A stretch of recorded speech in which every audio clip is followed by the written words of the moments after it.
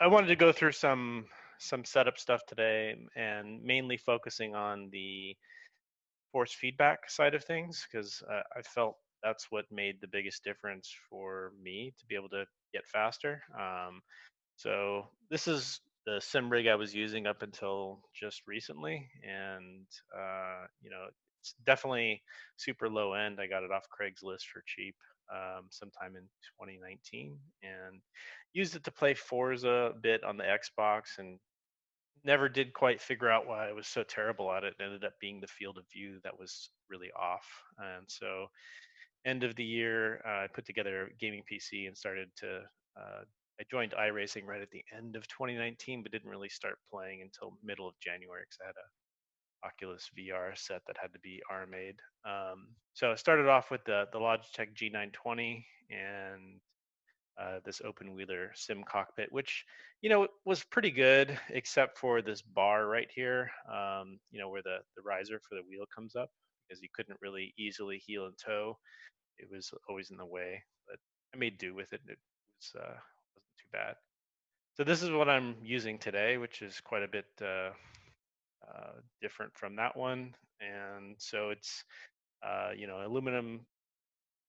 aluminum profile sim rig that I just got recently, and then a SimuCube 2 Pro, which is the wheelbase, and some Feld Sprint pedals, which are pretty good, and this Cube Controls steering wheel.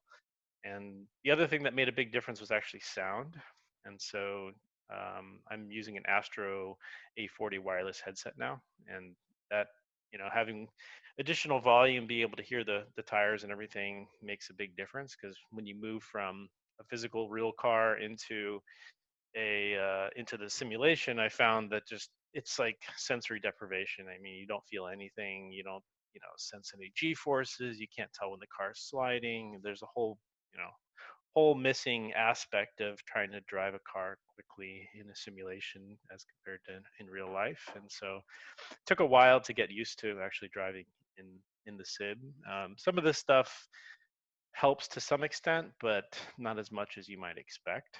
So for most of the year, I was running my Logitech wheel, and so I started here really at the beginning of like January 17th was when I really started racing with on iRacing and MX5 type stuff for most of this. And then I switched gears here to some other car type. I forget exactly which. Um, but you can see when I added different gear here, um, I think the pedals was the biggest impact in being able to be consistent in the sim rig. Being able to have a firmer pedal to step on instead of the G920 pedals, which I made do with, and I was still fairly quick with them. But with the higher end pedals, with the ability to stiffen up the pedal, made a big difference for me. And then I added the wheelbase, sometime in middle of September timeframe, and so that is interesting, but I don't think it actually made that big of a difference in terms of speed for me. So and then just this last few weeks, I was able to pick up a sim rig from Advanced Sim Racing, and it's been pretty good. I mean, it's super heavy duty, doesn't flex at all, and it's way more comfortable for driving something like an MX5 where you have to use the clutch. So pretty excited to get into some series again where they have manual cars and to actually use it. I don't really need it with driving the Cayman or anything right now, but um, anyway, I mean, I think my progression here started to really ramp up once I figured out the force feedback, and that was probably in the beginning of February when I started to get better. And this is obviously racing in the public lobbies, between the January February timeframe, and then I took a bunch of time during the summer to finish up a college program I was in, and then obviously doing the Lucky Dog Sim Racing Season 5. So the things that made the biggest difference for me, you might find things different from your perspective, but setting up the force feedback to avoid clipping was the biggest one, and being able to really feel what the car is up to. that made the biggest difference. And then secondly, like a ton of practice. I was getting up at 5 in the morning, running a couple of races, and then going to work out, and then starting my work day, and that made the biggest difference. Just seat time, like trying to learn all the different sensory cues. That made a big difference. I mean, I've probably driven at least 20,000 track miles on iRacing this year, which is pretty crazy if I go back and look at it, and about 10,000 race miles. So, it's definitely practice has helped quite a bit, and practicing in one car type initially, especially when trying to figure out force feedback and trying to get the cues so that you can be more consistent, helps out quite a bit. Um, And then the other thing that's helped, especially with even the really soft, G920 pedals, was using the pedal position meter and putting that in my field of view so that I can brake more consistently. In a real car, you obviously can feel the G forces, and when you're braking too hard and you start to lose traction because you're skidding, um, you don't really get that sensation in the simulation. You don't get the sensation even of really like ABS brakes kicking in. It's really hard to feel that even in a car like the MX-5. It's really difficult to feel that. Sound was also a big one. So basically getting a different headset and running it at a much higher volume with the tire noises turned up has helped quite a bit, because you can tell more where you are in the grip profile of that particular tire on in that particular car in each corner, and make adjustments. And the other thing that I found, I had a lot of issues with the start of the race, especially in cars like the Cayman, where the grip is terrible for the first 2, 3 laps. I always had issues at the very beginning of the race, and so just calming down and trying not to win it in turn one made a big difference for me in terms of being able to actually finish the race. You got to start it to be able to finish it. So that made a big difference. And then practicing standing starts and a lot with cold tires, just like going out and running 1 or 2 laps and then getting a fresh car, running 1 or 2 laps, getting used to that, especially in the Cayman, made a big difference because it's so terrible to drive with cold tires. And then crew chief, if you guys don't use that application, it's pretty helpful to be able to deal with pit stops and to obviously help with cars that are in your neighborhood but not in your peripheral vision. That helped out quite a bit.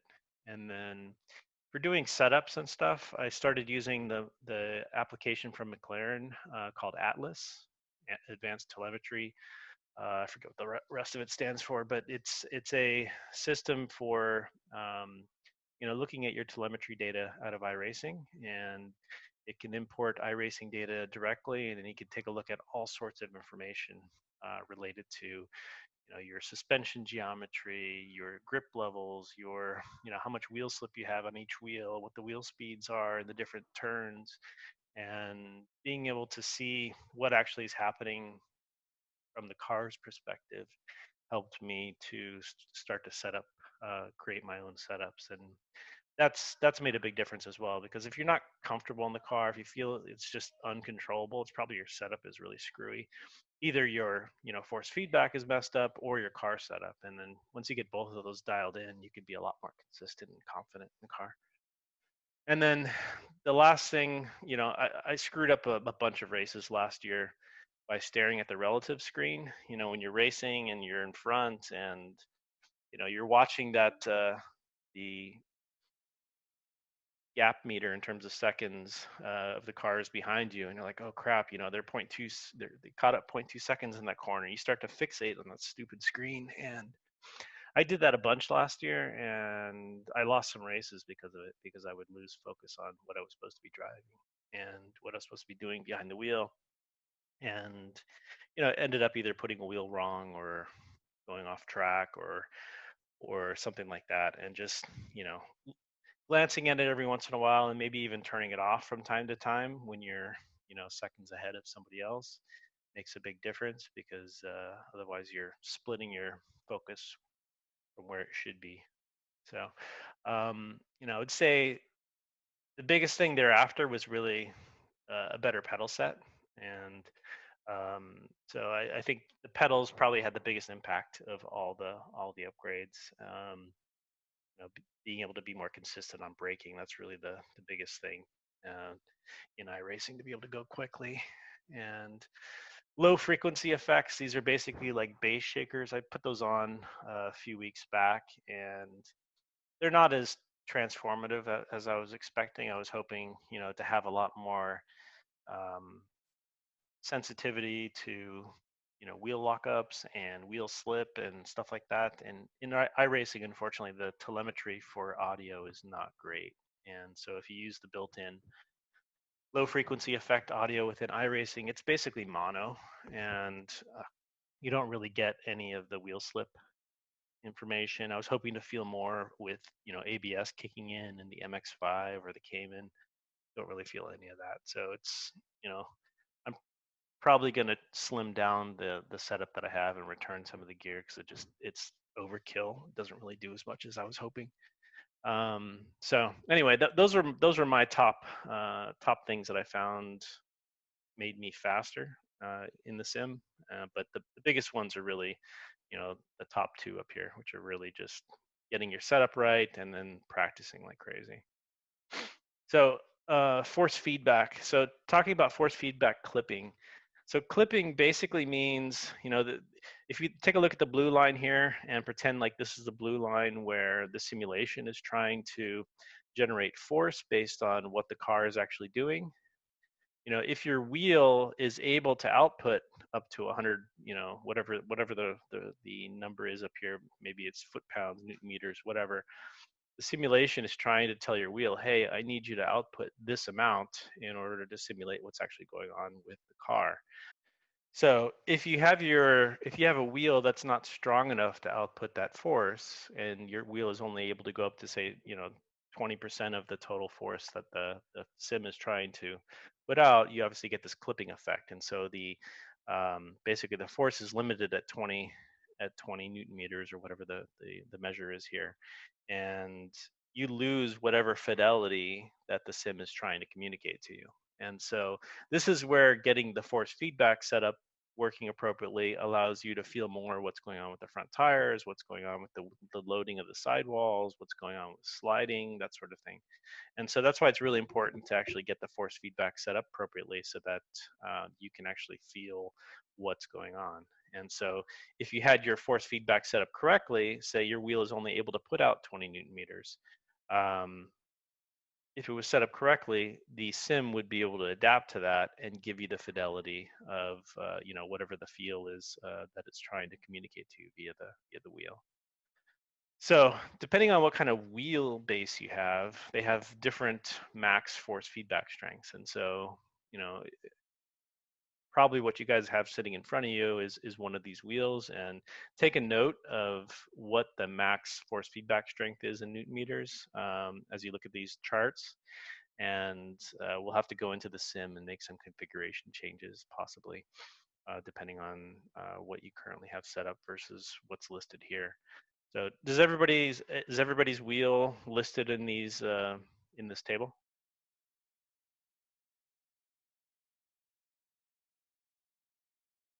CSL, okay. Um, so just remember the newton meter number for that one, and so 6 Newton meters is pretty strong. And so when we go into the settings, we can go ahead and get that set up appropriately. So the main things that you want to pay attention to when setting up force feedback in iRacing is making sure that you get the wheel force setting set correctly. And so this is basically the number of newton meters that we saw on the previous table here. So you want to be able to set that to whatever the maximum force is that your wheelbase can output, because otherwise the sim might be asking your wheelbase to put out more force than it can, and then you end up with that clipping situation. You lose fidelity in the feel. That's the first thing to do. Is when we get into the settings, we're going to set the wheel force to the newton meters that match the max output of your wheelbase. Next thing we're going to take a look at is turning either linear mode on or off, depending on whether you have a direct drive wheel. You can fool with it if you have a stronger belt-based, belt-driven wheel, it may or may not feel better, but you can fool around with that. And then the other things that you want to set the damping as low as possible. And so you don't want the wheel to be absorbing some of the forces, or the sim to not output those forces if at all possible. You want to set it as low as you can, so that when you're driving down a straight with no hands on the wheel doesn't go crazy. It's okay if it oscillates a little bit or vibrates a little bit, but you don't want it to go nuts.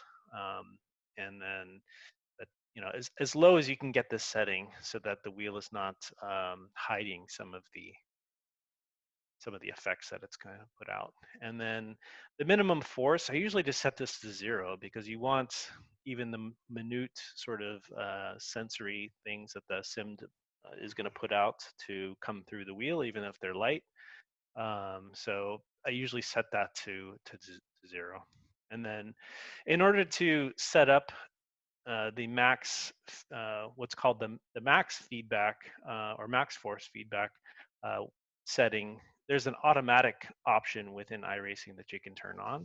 And so what you do is you get in the car that you want to tune that setting for, you run about 10 laps, and there'll be an auto button that you can click on to automatically set the maximum force. And so the maximum force is basically something that the sim is trying to set to emulate what the maximum force would feel like from that particular car. So every car has different, power steering configurations or lack of power steering, and so it may, if you're sitting behind the wheel of an open wheeler with no, power steering, versus driving like a Miata that has lots of power steering force, it tries to emulate the different feels of those different cars.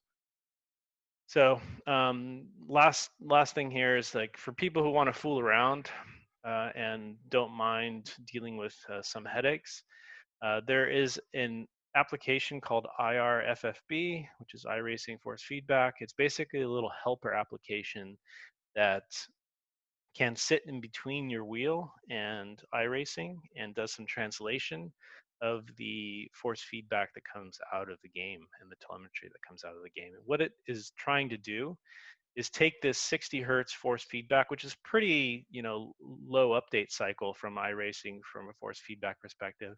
It tries to smooth it out, and it gets it up to 360 or 720 hertz. And so you'll feel less, perhaps, notchiness, if you can perceive that through the wheel. And sometimes sometimes it can make the steering feel a little bit more realistic. And it has a couple of filter settings. The one that always works is called seat of the pants, and it gives you a sensation through the wheel when the car is pitching sideways. So perhaps you're driving like a rear-wheel drive car, and you actually get it pitch sideways a bit.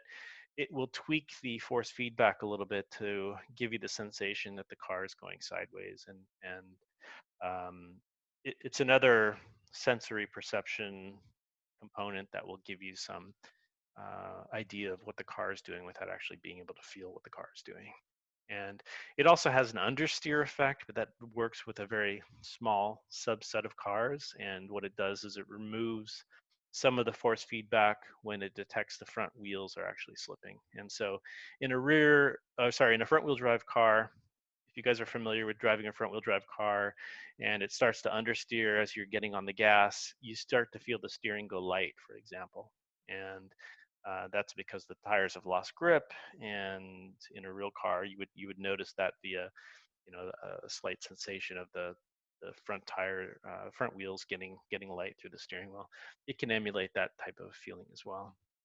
The downsides of it is it adds some latency. So depending on how you have it set up, it adds some latency to the feedback that you get from the wheel, and so it's not insignificant, but if you can deal with that sort of latency, it does provide a little bit of improved feel.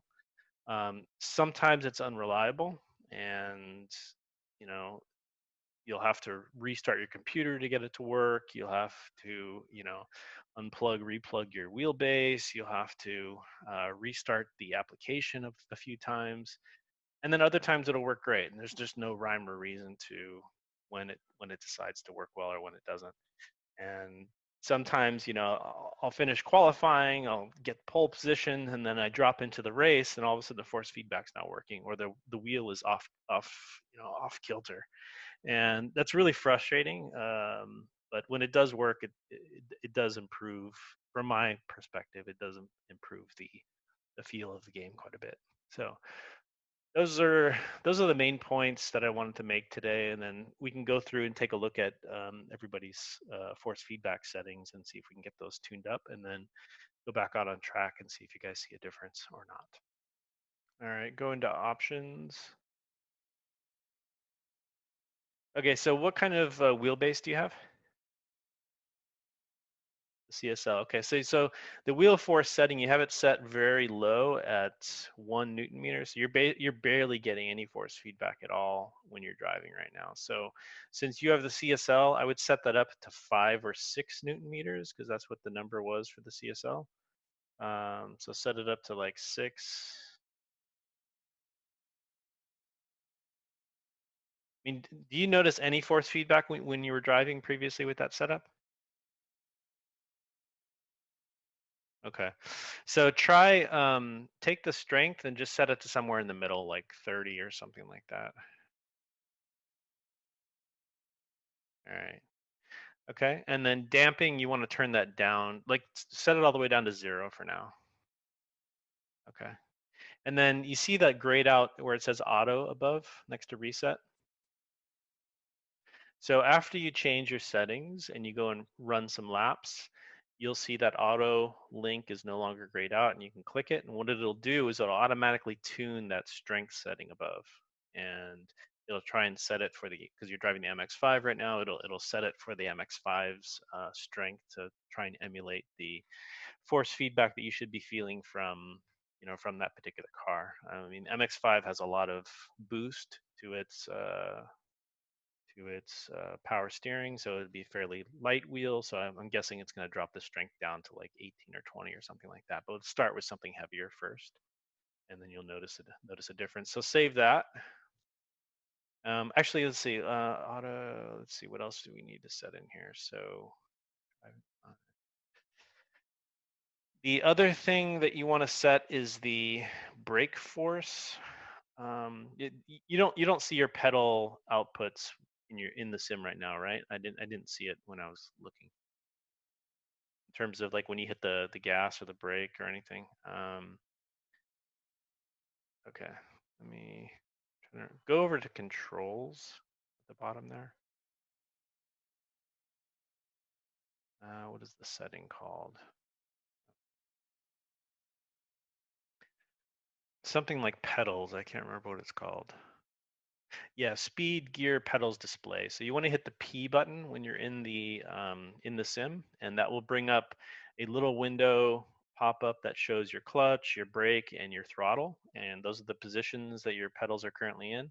When I'm racing, I actually set that right on top of the dashboard. So it's right above the dashboard, so it's right in my field of vision, and I can take a look at the pedal position. Especially the one I'm most concerned about is the brake. And so different cars have different max braking capabilities, and if you're mashing the pedal and you're getting that red line to go all the way to the top on the brake, that's definitely not the fastest way to be stopping in most cars.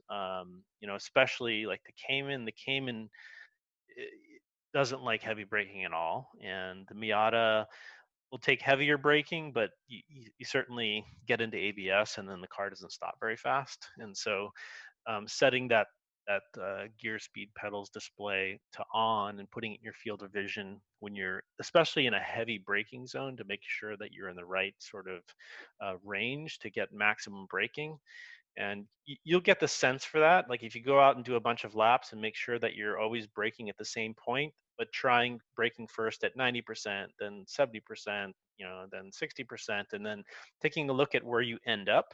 If you hold that brake pressure evenly, you'll start to figure out in each car what is the appropriate braking pressure before you start to get into ABS.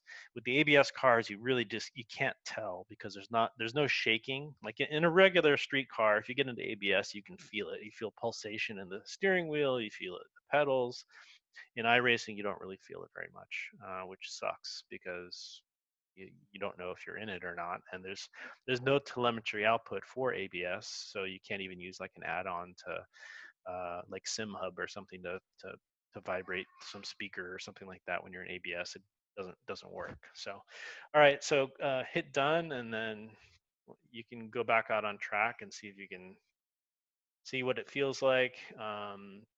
You were at 152.7 before, so hopefully that makes a little bit of a difference. And then if you go back, if you go in, like get back into the car, like start or get hit practice. Okay, so hit the P button. So hit Alt K.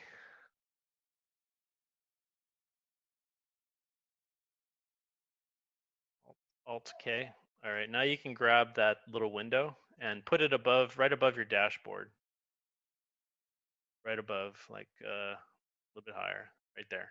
It's right in your field of vision, and you can see right now that the car has automatically, set the brake on, and it's at 100%. So you're going to use this thing to figure out how much braking force you're actually putting into the sim. And in this track, there's only one really hard, or I guess there's two hard braking zones. The one that's probably good for trying to figure out the right braking force would be the one going up the hill. If we were to look straight ahead from where we are right now, going up the hill past those billboards and making a hard right, pick a braking point to start braking there, and then try with different braking pressures and try to hold the pedal at exactly the same braking force, and then see where the car ends up from a stopping distance perspective. And you're trying to tune for what the max braking pressure is. And in my MX-5 setup, it's usually around 80%. So that red bar needs to be about 80%, 75 to 80% of the way up, and that's where I seem to be braking the fastest. The car is decelerating the fastest, and that's where you want to try and hit every single time you're one of those heavy braking zones. All right, so go out and give that a try and see how it works. And then,